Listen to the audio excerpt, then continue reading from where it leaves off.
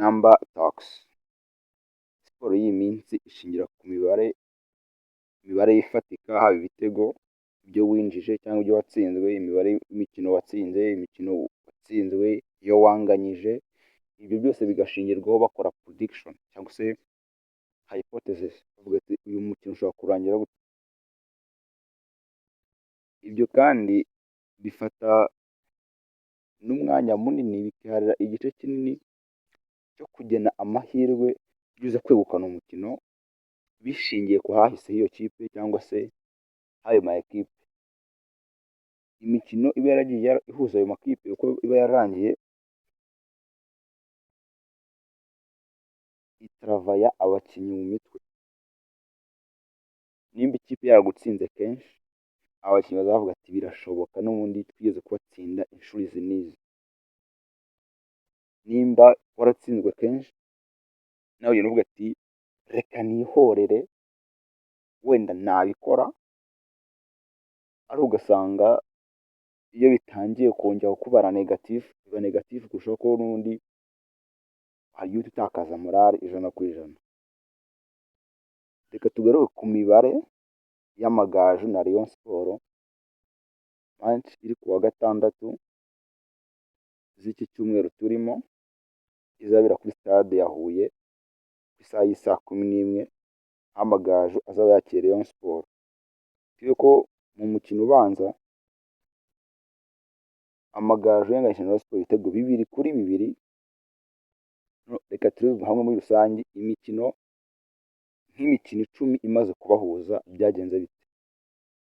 Mu mikino 10 amagaju yatsinze umukino umwe, Rayon Sport itsinda imikino 6, ama ekipe yombi agabana amanota inshuro 3. Niyo mikino 10 bakinnye habonetsemo ibitego 27, amagaju atsinda ibitego 6, Rayon Sport itsinda ibitego 21. Ugendeye kuri iyi mikino 10, iyi sample y'imikino 10, urabona ko Rayon Sport yihariye gutsinda amagaju cyane, kandi akayitsinda n'ibitego byinshi ugereranyije n'ibyo amagaju aba yatsinze Rayon Sport. Ibi ku ruhande rumwe byashingirwaho ugena amahirwe, ariko nabyo ntibyaba bihagije cyane. Reka turebe noneho Rayon Sport yo yitwaye ite mu mikino 5 ishize ikina n'amagaju. Ubwo turabijyana no kugira ngo amagaju yitwara gute. Ni imikino y'amagaju na Rayon Sport mu myaka nk'icumi gutya ishize. Reka turebe imikino 5. Mu 2016, itariki 15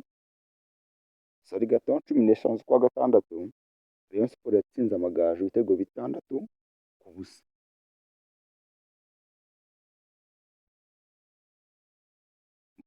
Ariko amagaju yaje kwigaranzura mu 2018 ku itariki 5 z'ukwa gatandatu, Rayon Sport itsindwa 1-0 n'amagaju.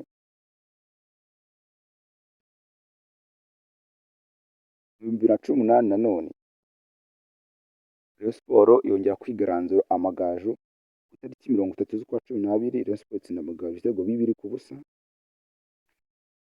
Mu 2019 ku itariki 11 z'ukwa gatanu, amagaju yanganyije na Rayon Sport 0-0, bongera kunganya mu 2023 ku itariki ya mbere z'ukwa 9, aho banganyije igitego 1-1, aho amagaju yari yaje yisize insenda cyane, kuko igice cya mbere cyarangiye amagaju atsinda Rayon Sport igitego 1-0, ariko mu gice cya kabiri Rayon Sport izenda bukuru mo gake igishyura cya gitego, ariko birangira amagaju ayabereye amenyo ya ruguru, umukino urangira ari 1-1.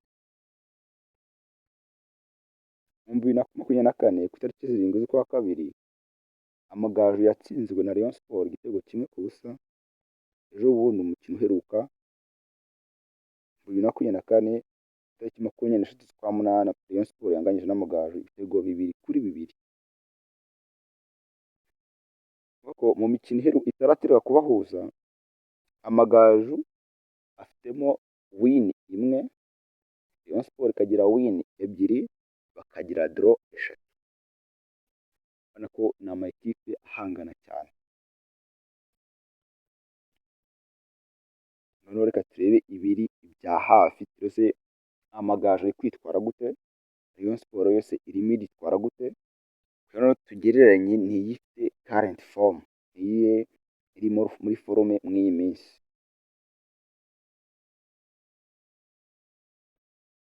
Ku itariki 12 z'ukwa mbere 2025 uyu mwaka, Amagaju rwose yawutangiye yisasira APR FC yitsinda igitego 1-0.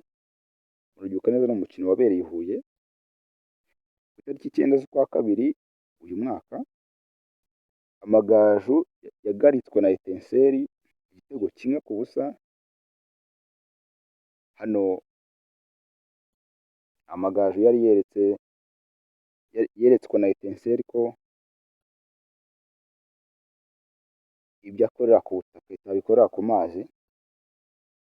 Ku itariki 12 z'ukwa kabiri uyu mwaka, Amagaju atsinda 2-1 Bugesera mu gikombe cy'amahoro, ubwo n'umukino ubanza. 15 z'ukwa kabiri uyu mwaka, Amagaju anganya na Rutsiro 0-0. Ndetse kuri 18 z'ukwa kabiri uyu mwaka, Bugesera inganya n'Amagaju 0-0. Ariko mu mikino 5 iheruka bafitemo win ebyiri bakagira draw ebyiri bakagira lose imwe. Urabona ko ni ikipe iri hagati na hagati. Reka turebe noneho 5 iheruka ya Rayon Sport. Tariki 28 z'ukwa mbere 2025 Rayon Sport yanganyije na Polisi 1-1 mu mikino y'intwari mu gikombe cy'ubutwari. Murabyibuka neza ko banganyije, Rayon Sport ikaviramo kuri penalty. Tariki 9 z'ukwa kabiri uyu mwaka, Rayon Sport yanganyije na Musanze ibitego 2-2. Uyu ni umukino ufungura phase retour ya shampiyona y'u Rwanda. Tariki 12 z'ukwa kabiri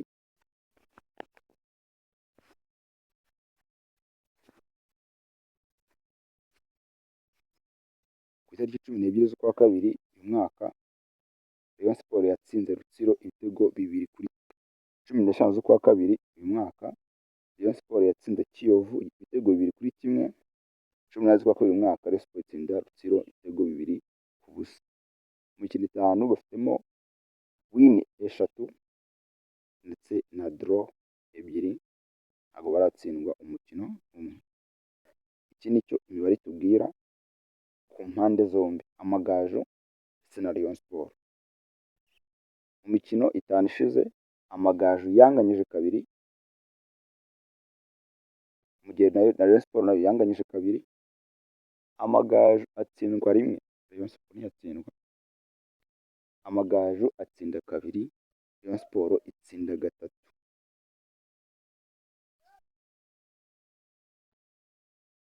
Urumva ko ugereranyije Rayon Sport yagira forume